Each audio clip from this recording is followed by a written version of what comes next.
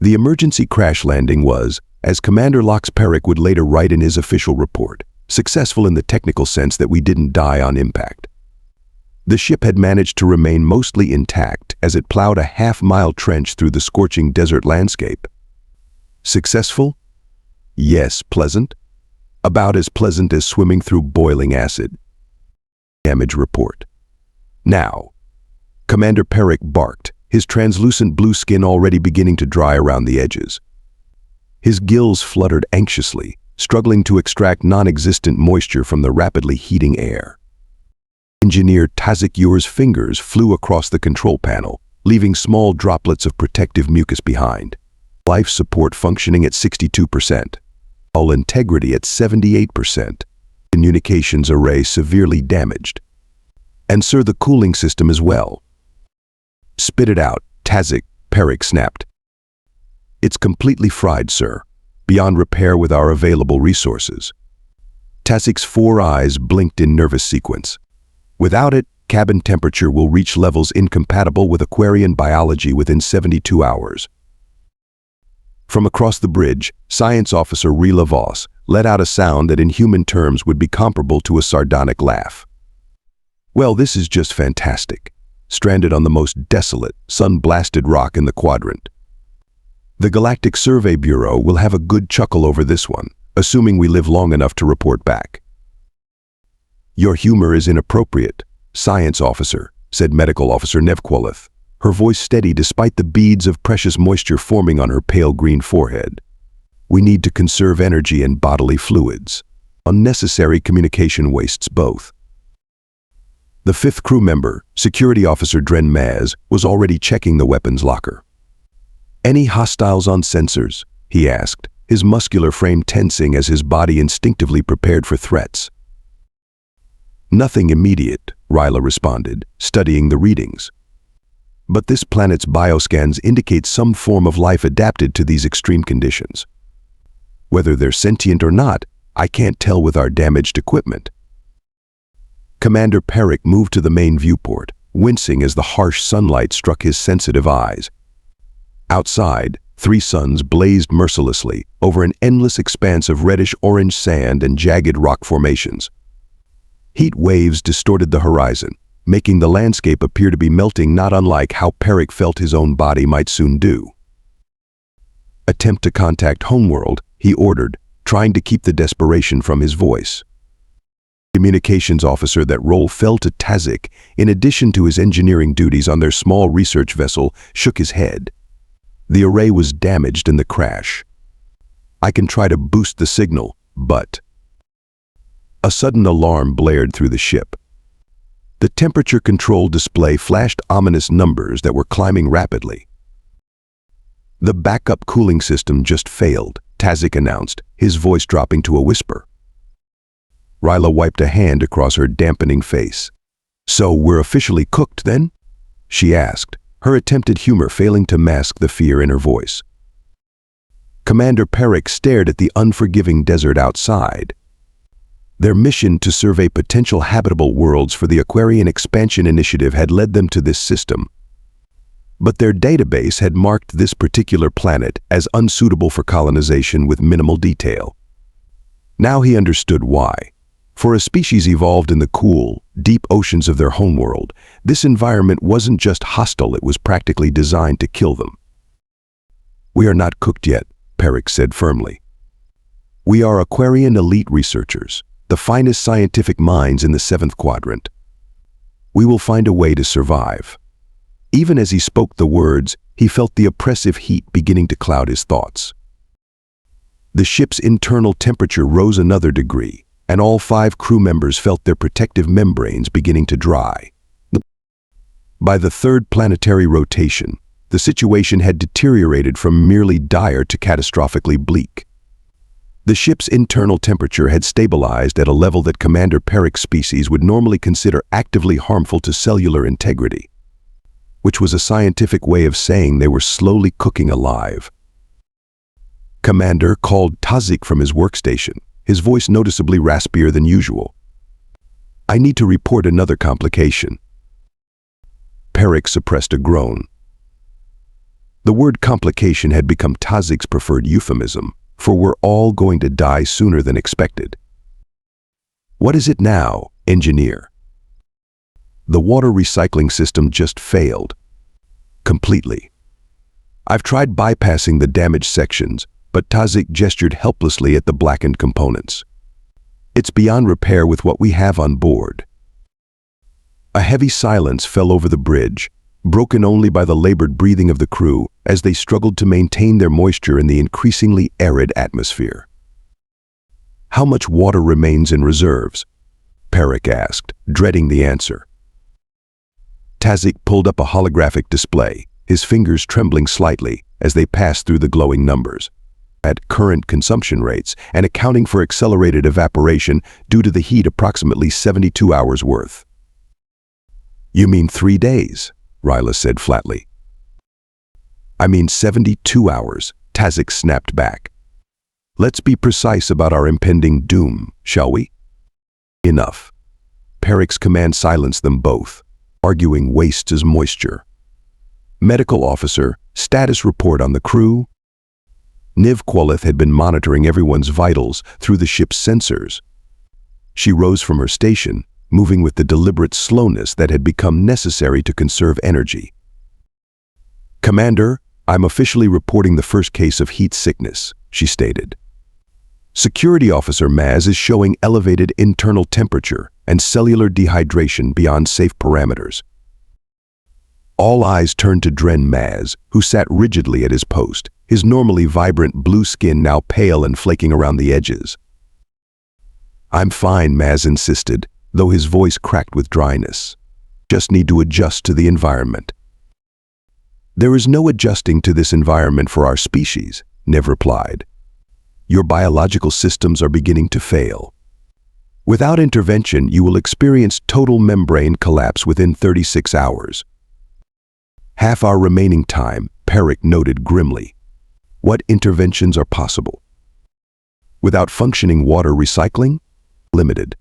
I can synthesize temporary hydration boosters, but they only delay the inevitable. The commander turned to Science Officer Rila. Any progress on alternatives? Underground water sources? Native flora we could extract moisture from. Ryla had been unusually quiet, hunched over her sensor array. At Perik's question, she straightened, a strange expression crossing her features. I've been conducting passive scans of our surroundings, she said slowly. And I've detected something unexpected. There's an artificial structure approximately 12 kilometers from our position, and it's generating power signatures. Sentient life. Here. Perik moved to her station, peering at the readouts. What species? Unknown, Ryla admitted. But based on atmospheric composition and thermal readings, it's a species that can survive in these conditions naturally. And the technology signatures are, well, they're primitive by our standards, but functional. Primitive but functional describes half the Galactic Alliance, Dren muttered, attempting humor despite his condition. Tazik joined them, examining the readings. Those power signatures, they could be running water purification systems. They must have solved the water problem to survive here. For the first time since the crash, a flicker of hope appeared in Perik's eyes. Can we contact them? Our short-range communicators should reach that far, Tazik confirmed. But Commander, we know nothing about this species. They could be hostile. In our weakened state, we'd be at their mercy. Perik looked around at his crew. Dren was clearly failing. Nev was exhausted from treating everyone. Tazik was running on sheer determination. And even Ryla's customary sarcasm had given way to grim focus. What are our alternatives? He asked. Die of dehydration, Ryla said bluntly, or take a chance on the locals. They might kill us, Dren pointed out weakly. This planet will definitely kill us, Tazik countered. Nev checked her medical readouts again. Commander, Security Officer Maz's condition is deteriorating. Whatever decision we make, we need to make it quickly. Perik stared at the sensor readings, weighing their dwindling options.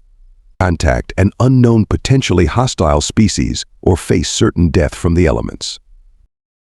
"We came to this sector to find new life," he said finally. "It seems new life has found us instead. We prepare a distress signal. Let's hope whoever's out there understands the concept of mercy."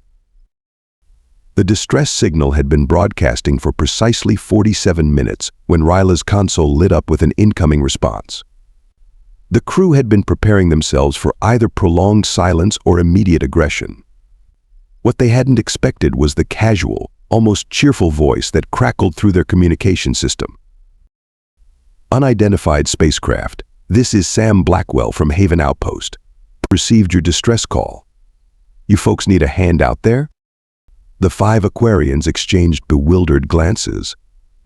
Their universal translator had rendered the message perfectly intelligible, but the tone seemed bizarrely inappropriate given the circumstances. "Should we respond?" Tazik whispered, as if the entity at the other end might hear them. "We're the ones who sent the distress signal," Ryla replied, rolling all 4 of her eyes simultaneously. Bit late for second thoughts. Commander Perrick stepped forward, clearing his parched throat. "This is Commander Lox Perrick of the Aquarian research vessel Hydrus. We've suffered critical system failures and require assistance with water recycling and cooling technology. Our situation is urgent." A brief pause followed, then "Roger that, Commander. I'll head your way. ETA 20 minutes. Hang tight." "Hang tight," repeated Nev, her medical training allowing her to maintain composure even as her skin developed worrying cracks. "What does that idiom translate to?" "Wait patiently," I believe Perrick said. "Prepare for first contact protocol." First contact protocol would normally involve hours of cultural briefings, appearance alterations to avoid shocking the new species, and careful staging. In their current state, they managed little more than ensuring everyone was conscious when a dust cloud on the horizon announced the arrival of their potential savior. Through the viewport, they watched a small transport vehicle skid to a halt beside their crashed ship. What emerged from it caused all 5 Aquarians to stare in disbelief. The creature, humanoid in basic form, walked directly under the scorching triple suns without any apparent environmental protection. Its outer covering seemed to be nothing more than thin fabric that left limbs and head exposed to the lethal heat. Most shocking of all, it moved with energetic purpose, showing no signs of distress in conditions that had the Aquarians at death's door, despite their ship's remaining protections. "Is it a robot?" Dren wondered weakly from his medical bed, where Nev had confined him as his condition worsened. Their question was answered when the being approached their airlock and pressed the external communication panel. "Hey there, Sam Blackwell. Mind if I come in? Or do you need me to bring equipment inside?" After hurried deliberation, they cycled the airlock. The ship's sensors confirmed the being was biological, not mechanical, which only deepened their confusion. When Sam Blackwell strode onto their bridge moments later, the Aquarians couldn't hide their shock.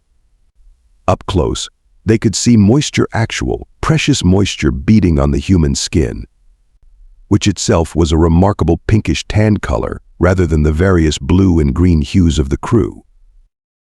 "Wow, you folks really are having a rough time," Sam said, glancing around at their deteriorating conditions with an expression their translator interpreted as concerned but not alarmed. "You're looking pretty dehydrated. What's your optimal temperature range?" "Our species functions optimally between 50 and 65 degrees Fahrenheit, Perrick replied stiffly, maintaining diplomatic formality despite his discomfort. "Current ship temperature is unsurvivable for extended periods."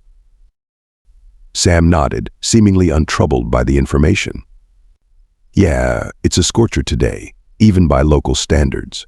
Must be about 110 out there, and not much cooler in here. No wonder you're struggling." "You don't appear to be struggling," Nev observed cautiously.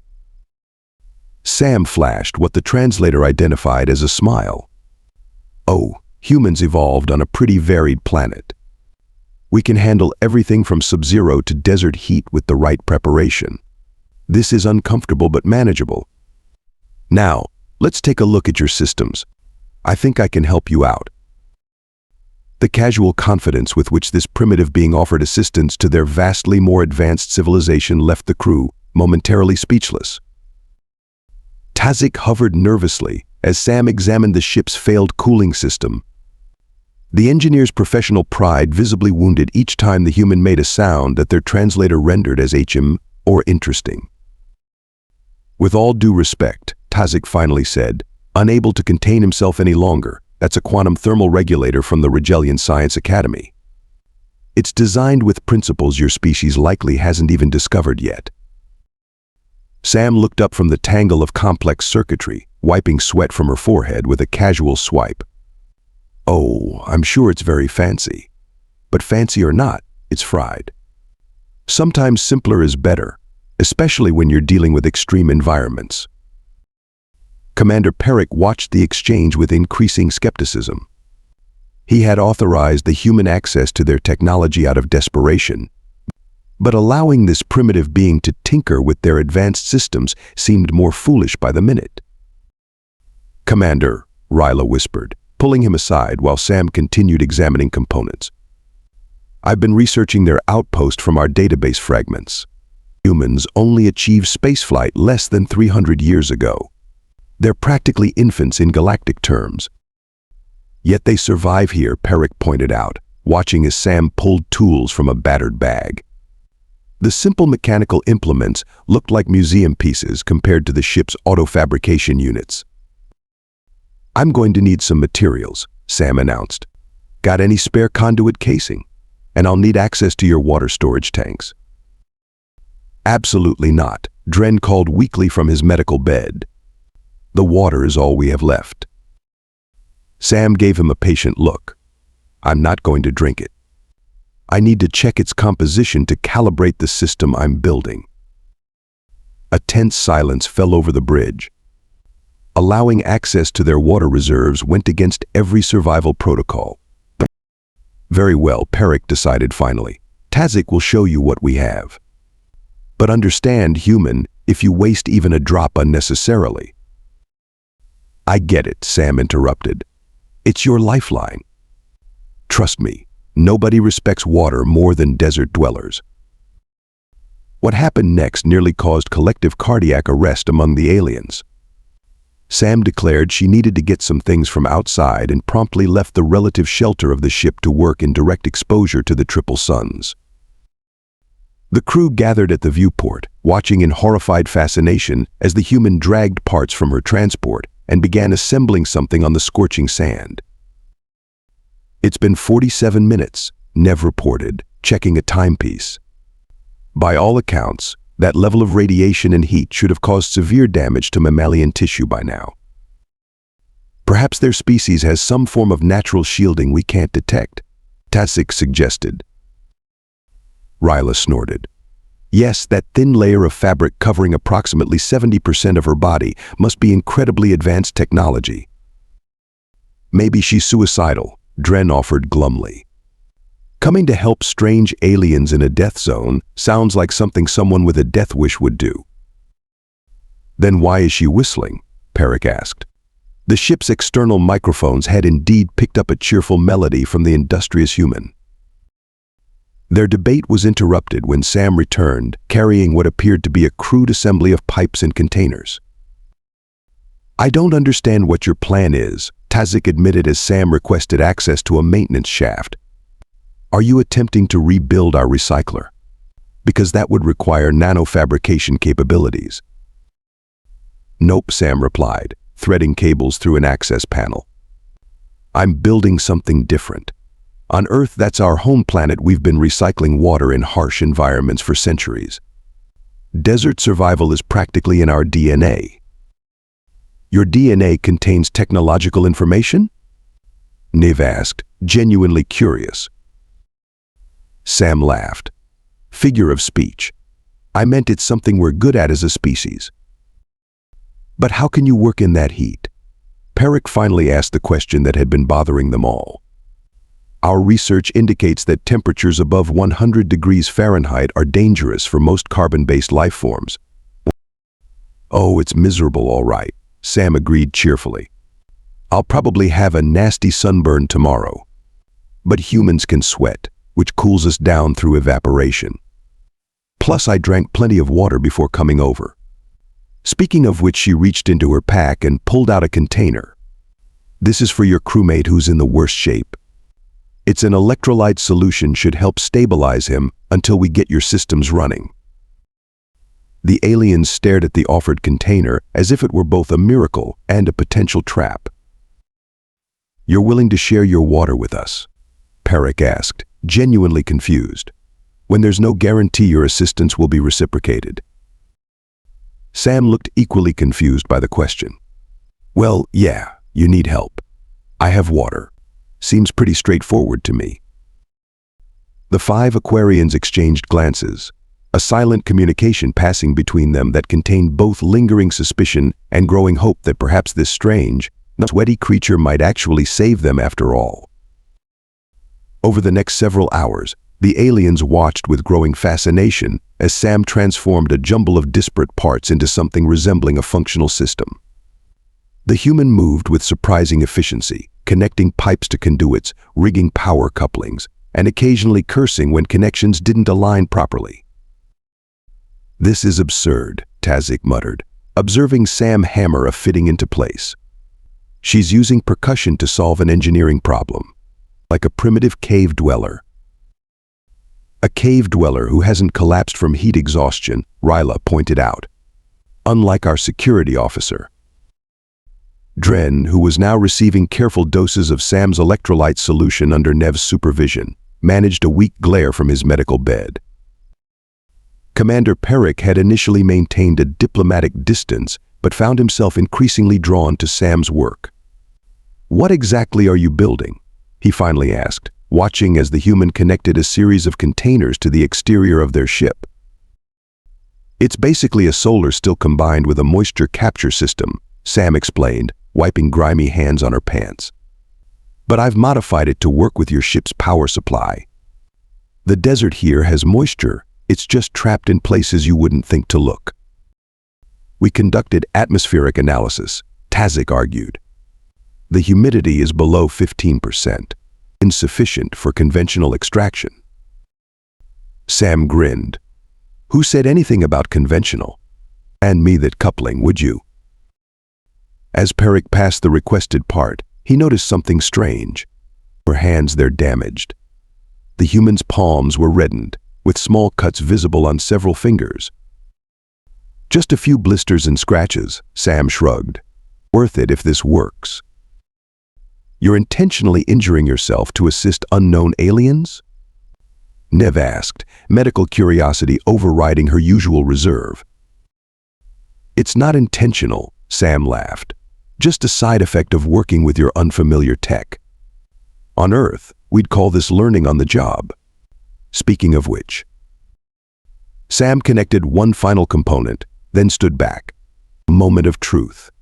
"Let's fire this thing up." With a sequence of commands to both the ship's systems and her own control pad, Sam activated the strange hybrid of Aquarian technology and improvised Earth engineering.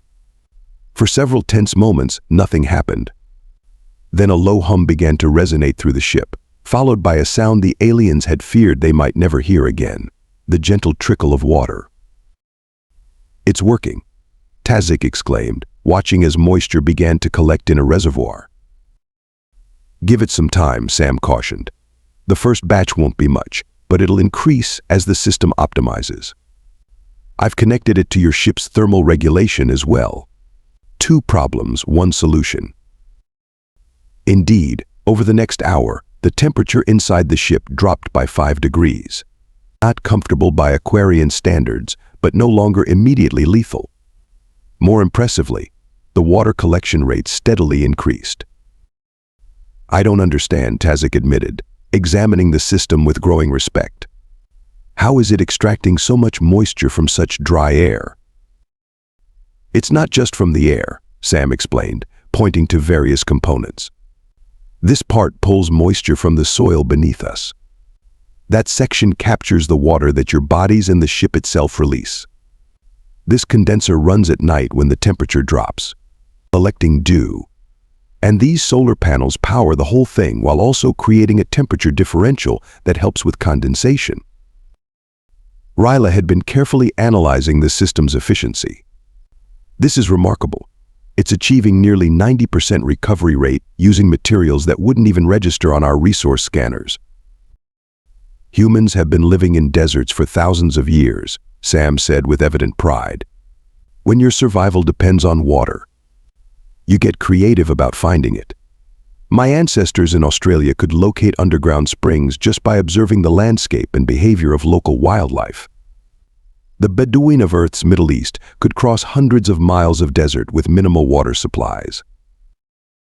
As the Aquarian's membrane-covered bodies began to rehydrate, their mental functions sharpened as well. Commander Peric found himself reassessing his understanding of technological advancement. We assumed, he said carefully, that any species capable of surviving in such conditions would need highly advanced technology. Force fields, molecular restructuring, artificial microclimate generation. Sometimes the best technology is the simplest, Sam replied, adjusting a valve to increase flow. Durability beats complexity when you're fighting to survive. Your quantum, whatever it was, failed completely, but this system could run for years with basic maintenance. By the 6th hour of operation, the water reservoir was filling faster than the aliens were consuming it, creating a surplus for the first time since their crash landing. The temperature had stabilized at a level that, while still uncomfortable, allowed normal cognitive function. Dren, whose condition had been the most critical, he was sitting up and examining Sam's work with the professional interest of a security officer analyzing potential technology transfer. We've cataloged over 3,000 spacefaring civilizations, he said, watching as Sam made final adjustments to the system. And yet none of them would have approached the problem this way. That's because most spacefaring species probably evolved in comfortable environments, Sam suggested. Humans come from a world with everything from Arctic ice to blazing deserts to poisonous swamps. We learned to adapt to extremes long before we learned to build starships. As if to punctuate this point, the system gave a sudden surge, and water began flowing at double the previous rate. Within 3 days, the transformation aboard the Aquarian research vessel was remarkable. The crew members' translucent skin had regained its healthy luminescence, their movements once again fluid and purposeful, rather than sluggish and pained. With their basic survival needs met, they turned their attention to communication with their homeworld. Our long-range communicator is still non-functional, Tazik reported during their morning briefing. The primary antenna array was damaged beyond repair in the crash. Let me take a look, Sam offered, having returned after a brief trip back to her outpost for supplies. I'm no expert in your communication tech, but the principles might be similar to ours. Ryla laughed, a sound that no longer held the edge of desperate sarcasm it once did. Similar? Your species still uses radio waves for some communications. We utilize quantum entanglement for instantaneous transfer across light years. Right, Sam nodded, unfazed. So you need a functioning quantum resonator. I can't build one from scratch, but maybe we can repair what you have. To everyone's surprise, except perhaps Sam's, they did exactly that. Using a combination of the ship's fabrication units and some surprisingly applicable components from Sam's outpost equipment, they managed to restore partial functionality to the communication array. Signal strength at 43%, Tazik announced, genuine excitement in his voice. Enough to reach the nearest relay station. The message they sent was simple: research vessel Hydrus crashed, crew surviving with local assistance, requiring extraction.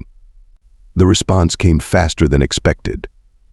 A rescue vessel had already been dispatched when they missed their scheduled check-in and would arrive within 30 hours. You've saved our lives, Commander Peric told Sam that evening as they shared a meal in the ship's now comfortable common area. Without your intervention, we would have perished before help arrived. Sam waved away the praise, looking almost embarrassed. Anyone would have done the same. No, Neve interjected firmly. Most species would not risk themselves for unknown aliens. Our own protocols actually advise against such intervention due to potential biological incompatibilities. Sounds lonely, Sam replied. Exploring space but avoiding connection with other species. When the rescue vessel arrived, a sleek, pearlescent craft that made Sam whistle appreciatively, the Aquarian High Command representatives aboard were astonished to find the crashed crew not only alive but in good health, working alongside a native species previously unencountered. A formal ceremony of gratitude was hastily arranged before departure. The entire crew stood at attention as Commander Perrick addressed Sam. In recognition of your invaluable assistance to representatives of the Aquarian Exploration Initiative, I am authorized to offer you advanced technology as compensation. He gestured to a small container that held devices beyond Earth's current technological capabilities. These would significantly enhance your outpost's functionality and comfort. Sam looked at the offered technology, then back at the aliens she'd come to consider friends. That's very generous, but I don't think that's what I want. Perrick blinked in surprise. You're declining payment? I'm declining that specific payment, Sam clarified. What I'd prefer is permission to continue communication with your species. A cultural exchange, scientific knowledge, not just the fancy tech, but the understanding behind it. A friendship between our worlds. The Aquarian officials conferred briefly, clearly not having anticipated this response. That would require authorization from higher authorities, one stated cautiously. Which I will personally advocate for, Perrick declared firmly. This human has demonstrated qualities that would make her species valuable allies. As the aliens prepared for departure, loading equipment and Sam's now unnecessary water recycling system as a cultural artifact, Dren approached Sam privately. When I recover fully, I intend to request assignment as cultural liaison to Earth, he said. There is much our species could learn from yours. Like how to fix things by hitting them really hard. Sam grinned. Among other skills, Dren admitted with what Sam had learned to recognize as an Aquarian smile. The final farewells were brief but heartfelt. As Sam stood watching the rescue ship rise into the scorching sky, Commander Perrick made his way to the bridge view screen for one last look at the desert outpost growing smaller below. In our educational institutions, he said to his assembled crew, we teach that advancement is measured by the complexity and elegance of a civilization's technology. By this standard, we considered ourselves far superior to most species we encounter. He gestured toward the receding planet. But this human has taught me that true advancement might be better measured by adaptability, by the ability to thrive in hostile environments with minimal resources, and by the willingness to extend help across the boundaries of species. Ryla, now officially promoted to Chief Science Officer for her role in their survival, nodded thoughtfully. Perhaps we should revise our first contact protocols. The most valuable species may not be those with the most impressive technology, but those with the most impressive capacity for innovation and cooperation. As the ship accelerated toward home, Perrick made his first entry in the new mission log. Recommendation: establish formal diplomatic relations with Earth. The reason? They survive where we would perish, build what we cannot imagine, and offer friendship where others might see only opportunity. In short, they may be the most advanced primitive species in the galaxy. The central chamber of the Galactic Council glittered with the representatives of 300 advanced civilizations. Suspended platforms held delegates of various environmental needs: aquatic, methane breathing, radiation dependent, all united in their technological sophistication. Commander Perrick, now Ambassador Perrick, stood before them, his formal uniform adorned with the newly created Desert Survivor Commendation. The human species represents an anomaly in our understanding of civilization development, he stated, his voice carrying through the vast chamber. Their technological progress has followed an unusual trajectory, prioritizing adaptation over optimization, versatility over specialization. Holographic images of Earth appeared above the assembly frozen poles, temperate forests, scorching deserts, storm-racked oceans. They evolved on what we would classify as a death world, a planet with such environmental diversity and extremes that most species would have become extinct. Instead, humans thrived precisely because of these challenges. A senior council member leaned forward. "You're recommending full diplomatic recognition? For a species that has barely begun interstellar exploration?" "I am," Peric confirmed without hesitation. "And further, I suggest consideration for accelerated membership in the galactic community. Their perspective would be invaluable." Murmurs spread through the chamber: shock, skepticism, curiosity. "The vote will be scheduled," the council leader announced. "Are there any final remarks for the record, Ambassador?" Peric glanced at Ryla, who now served as his chief scientific advisor. She gave him the subtle gesture they had developed on that scorching desert planet. "Just one observation," Peric said, a hint of what humans would call a smirk crossing his features. "Perhaps we should update our exploration manuals with a new warning. Never underestimate a species whose idea of relaxation includes voluntarily sitting in superheated rooms they call saunas for fun."